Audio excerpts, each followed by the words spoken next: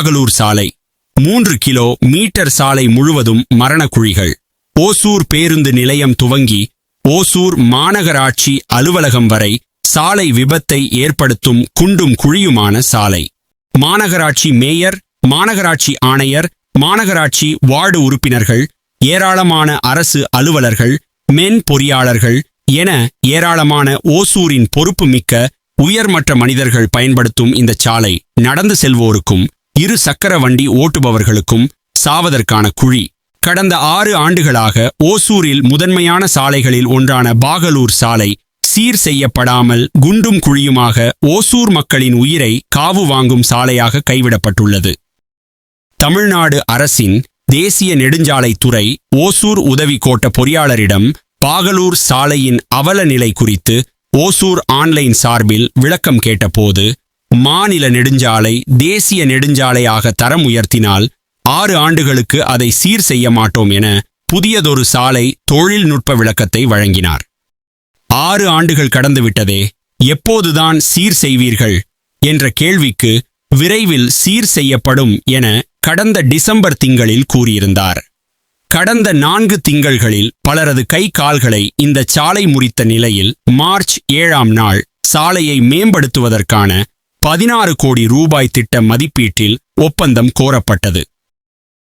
இதற்கிடையே ஓசூர் மாநகராட்சியின் 7வது வார்டு பகுதி இளைஞர்கள் தங்களது சொந்த பணத்தில் சாலையை சீர் செய்யும் பணியை கடந்த ஜனவரி திங்களில் மேற்கொண்டனர்.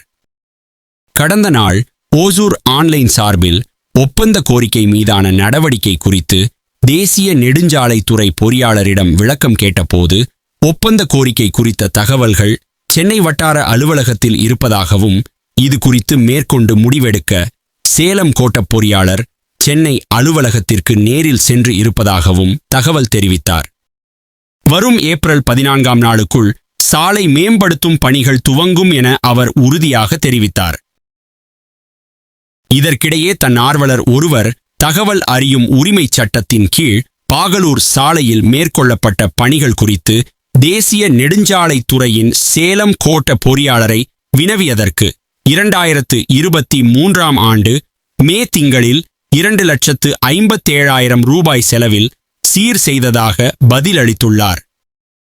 பாகலூர் சாலை தேசிய நெடுஞ்சாலை எண் 648 தேசிய நெடுஞ்சாலை ஆணையத்தின் கீழ் வருகிறது. சாலைகள் என்று வந்துவிட்டால் அது 3 பிரிவுகளை கொண்டதாகவும் 4 துறைகளை சார்ந்ததாக உள்ளது. முதலாவது வகை சாலை தேசிய நெடுஞ்சாலை ஆணையத்தின் நேரடி கட்டுப்பாட்டில் உள்ள தேசிய நெடுஞ்சாலைகள். 2ஆம் வகை சாலை தேசிய நெடுஞ்சாலை ஆணையத்தால் பண உதவி செய்யப்பட்டு அந்தந்த மாநிலங்களின் தேசிய நெடுஞ்சாலை துறையினரின் கட்டுப்பாட்டில் உள்ள தேசிய நெடுஞ்சாலைகள். 3வது வகை மாநில நெடுஞ்சாலைகள். இவை அந்தந்த மாநில அரசுகள் திட்டம் வகுத்து மாநில வருவாயில் இருந்து அமைக்கப்படும் சாலைகள். 4வது வகை உள்ளாட்சிகளின் கட்டுப்பாட்டில் உள்ள சாலைகள். அவை மாநகராட்சி, நகராட்சி, ஊராட்சி போன்ற உள்ளாட்சிகளின் கட்டுப்பாட்டில் இருக்கும்.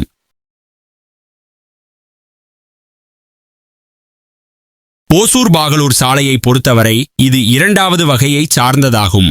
அதாவது தேசிய நெடுஞ்சாலை ஆணையத்தால் பண உதவி வழங்கப்பட்டு தமிழ்நாடு அரசின் தேசிய நெடுஞ்சாலை துறையினரின் கட்டுப்பாட்டில் உள்ளது.